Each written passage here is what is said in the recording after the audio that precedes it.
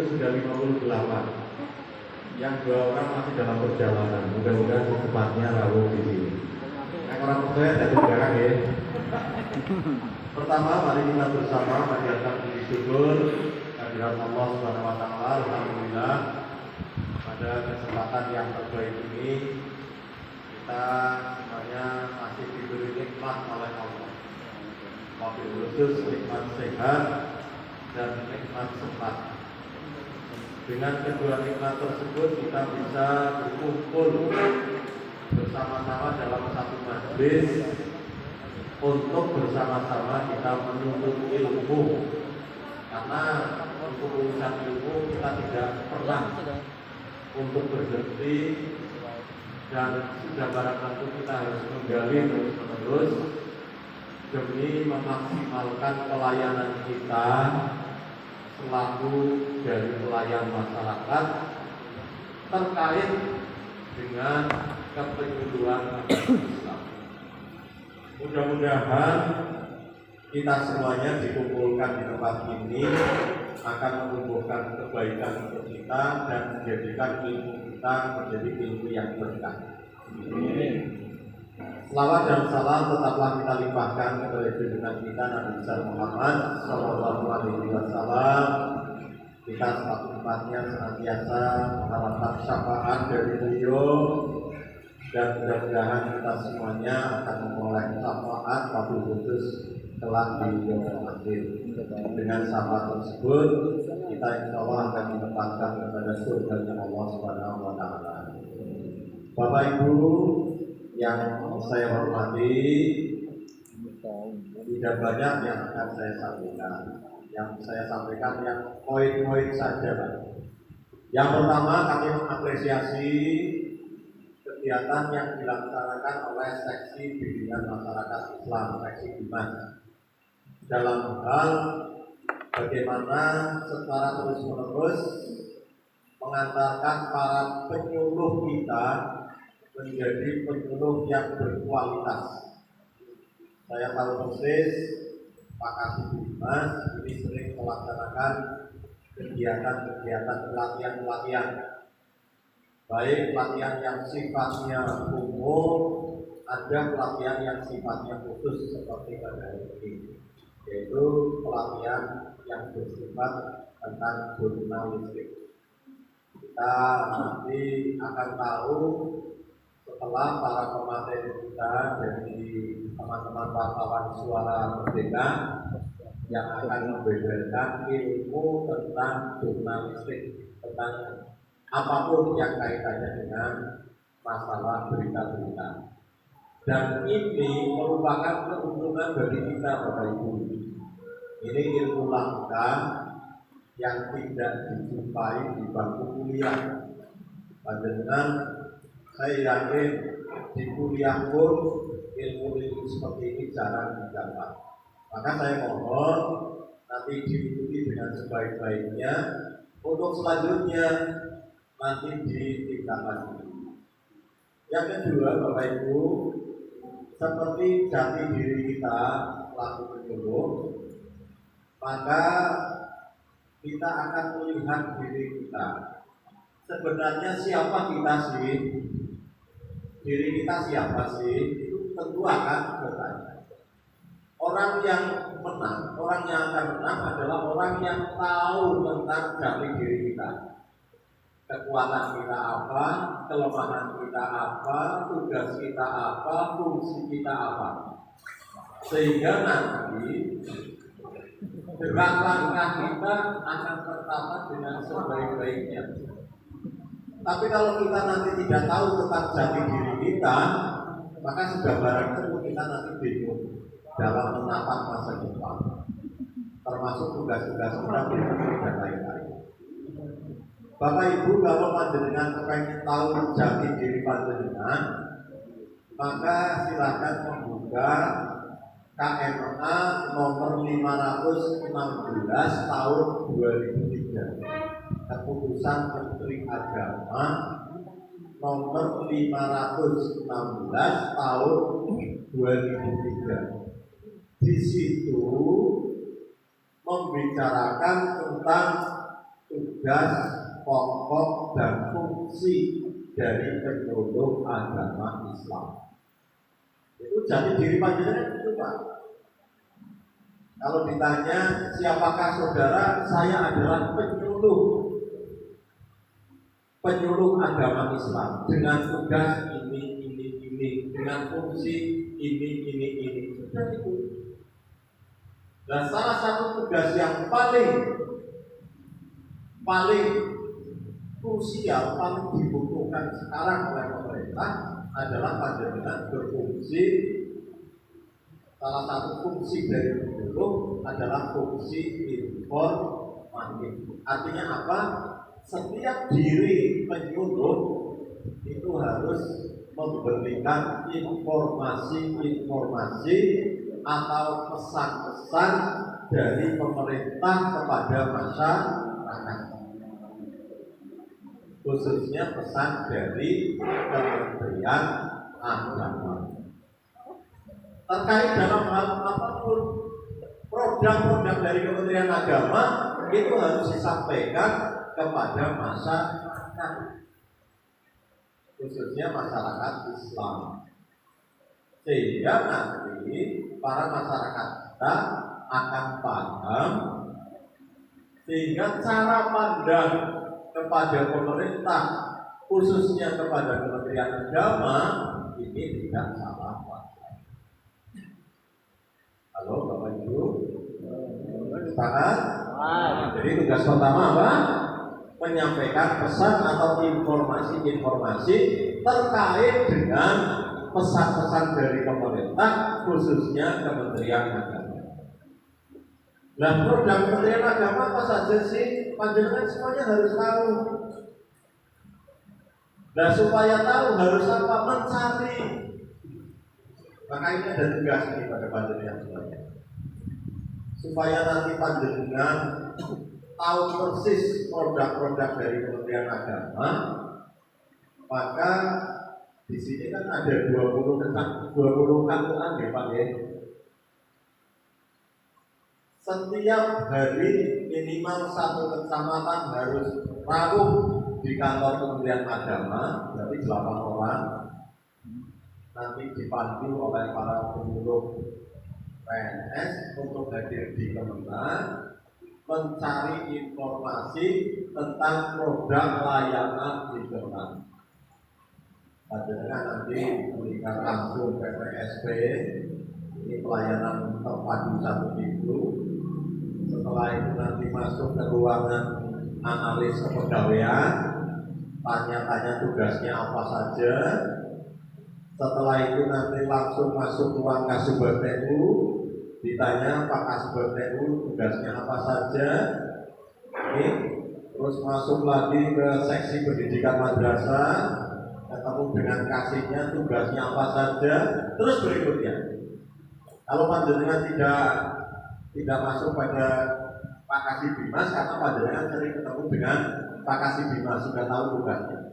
Tapi minimal jenengan harus mengetahui seksi-seksi yang lain di Kementerian Agama. Sehingga apa Bapak Ibu, cara pandang penyuluh nanti lengkap terhadap program-program Kementerian Agama. Kenapa saya maksud demikian? Panjenengan sudah dikenal sebagai ujung tombaknya Kementerian Agama. Panjenengan dikenal sebagai orang yang tahu tentang Kementerian Agama. Jadi jangan sampai ketika panjenengan ditanya oleh masyarakat, biaya nikah di tempat, jangan tidak tahu. Biaya nikah kalau di nikahnya di kantor itu 0 Kalau nikahnya di luar kantor berapa? 600.000 rupiah, itu pun langsung disetor ke negara. Dasar jadinya Bapak Ibu, tolong disampaikan itu. Jangan sampai nanti masyarakat tidak tahu, sehingga ketika nanti ada survei, ada apa dan sebagainya, ditanya berapa biaya nikah berapa sih? Saya nggak bisa sampai 2 juta Pak. Nah, kalau sudah seperti itu, kita yang dirugikan.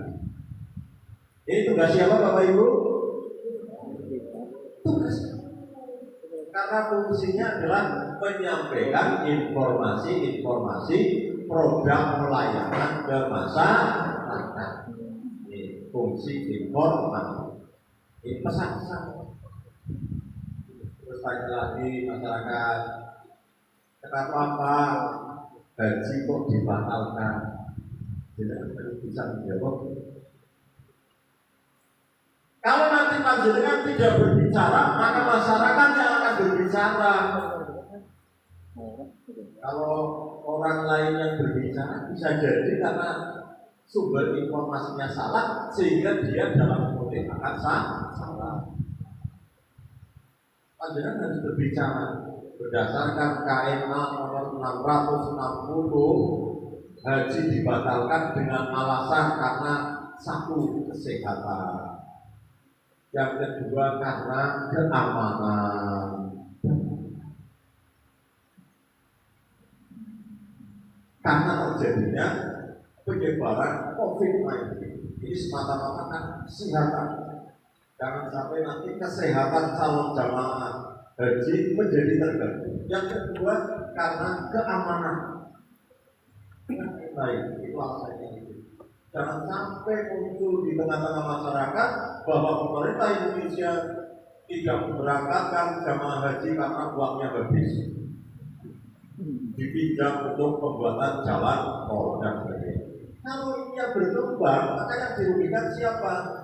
Yang dirugikan masyarakat sendiri, Bapak Ibu. Di situ akan terjadi area fitnah. Timbulnya fitnah kan karena tidak adanya berita yang jelas kan. Nah ini panjenengan harus jadi tampil untuk menyampaikan pesan-pesan yang sifatnya informasi yang paling penting. Nah bagaimana dalam menampilkan pesan? Bisa lewat pengajian, door to door, bisa lewat WA, bisa lewat berita, bisa lewat Facebook, bisa lewat Twitter, bisa lewat pesan-pesan yang lain. Prinsipnya pesan itu harus sampai ke masyarakat biar nanti masyarakat tidak menerima informasi yang salah. Kalau masyarakat menerima informasi yang salah, maka nanti fitnah yang didapat akhirnya masyarakat menjadi tidak nyaman. Sebenarnya kalau kita nanti bekerja sesuai dengan on the track, sesuai dengan aturan, kalau masyarakat paham. Masyarakat kita itu insya Allah kalau menerima informasi yang benar, insya Allah akan menyadari semuanya saja ini untuk kepentingan masyarakat. Dan ada yang namanya pemerintah ingin mencelakakan rakyatnya sendiri. Dan ternyata keputusan dari Menteri Agama itu benar kan?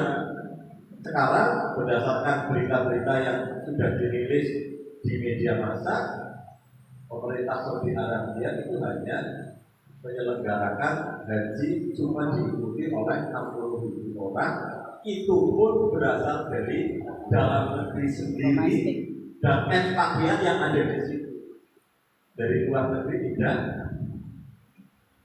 Nah ini, kalau kemudian bagi pemerintah akan benar-benar memberi rasa kepastian kepada masyarakat. Jadi tidak bermain harapan-harapan.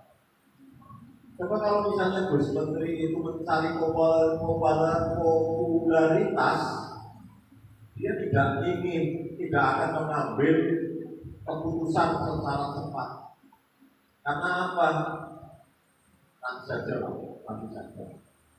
Oke, kalau Gus Menteri, saya banyak yang tidak puas dengan keputusan Gus Menteri waktu itu. Karena apa? Dianggap mendahului keputusan dari Saudi Arabia. Tapi prinsip pimpinan itu kan harus memberi kepastian kepada anak buahnya, kepada masyarakat kan. Sebaik apapun harus disampaikan, asal itu untuk kepentingan kemaslahatan bersama. Tapi sekarang alhamdulillah kan masyarakat sudah mulai ngomong, ternyata betul itu keputusan Gus Menteri. Kita memang harus menunda karena persoalan COVID, karena untuk keselamatan kita, untuk keamanan kita, untuk kesehatan kita. Ini masyarakat sudah mulai menyadari seperti itu. Nah, itulah Pak, bahwa salah satu fungsi panjenengan itu baik tidak baik harus sampaikan. Karena panjenengan itu kita semuanya menjadi Pak, ini bagian yang tidak terpisahkan dari Kementerian Agama. Perkataan panjenengan itu nanti akan diikuti di masyarakat. Sekali kita memberikan informasi yang salah, nanti diikuti, itu dari Pak Penyuluh dikalikan di Koko. Dari pemerintah Indonesia, utang saudara beliau pemondokan tahun lalu kuruna jadi sedikit tenang sama kan. Kalau kita berani seperti itu, maka nanti akan diikuti orang-orang.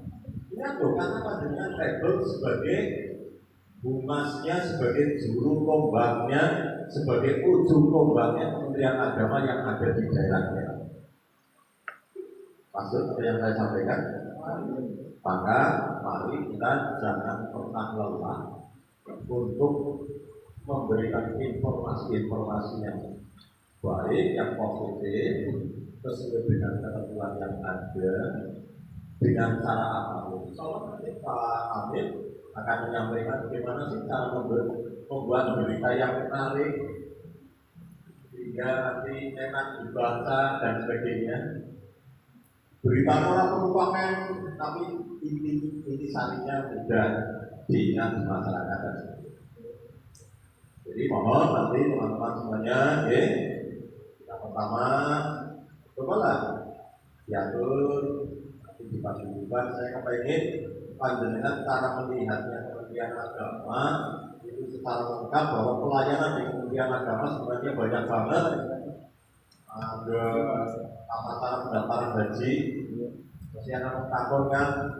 Tapi dulu ini caranya pendaftaran haji sih keberikut. Kalau dengan orang yang jawab, berarti fungsi informasinya belum berfungsi. Kita benar Bapak, kudu ngerti. Terus berfungsi caranya bayar zakat, ambasnas, dan sebagainya panjenengan harus tahu. Berikut Pak, caranya legalisir jasa kita pundi. Ini kan harus karena dengan dianggap orang yang serba tahu. Masyarakat tidak mau tahu Pak. Seperti dengan pegawai teman. Si urusan boleh informasi. Maka jangan salahkan ketika orang takut. Pak si keprimun caranya legalisir jasa Pak. Dengan pendidikannya orang tayang, pas orang tayang jawab itu masyarakat kepercayaan berubah. Apakah itu harus tahu? Harus tahu Pak, karena ini salah satu produk layanan kita. Pak, bagaimana caranya? Ini saya kan di dalam keluarga sering terjadi salah paham dengan istri. Penasehatan sih terpuji Pak. Oh, dengan tidak bisa menjawab. Ya sudah masyarakat dan saya ngomong apa orang seperti mohon lagi, monggo dari mulai sekarang saya kepengen nanti kalau misalnya panjenengan tidak datang ke kemenang gampang caranya ketika nanti ada pertemuan penyuluh sekabupaten monggo tidak apa-apa panjenengan mengundang para kasih kita satu persatu berbicara produk layanan apa dengan kantor dan sebagainya. Juga untuk memperkaya masalah pemikiran tadi. Yang terakhir Bapak Ibu, yang terakhir begini,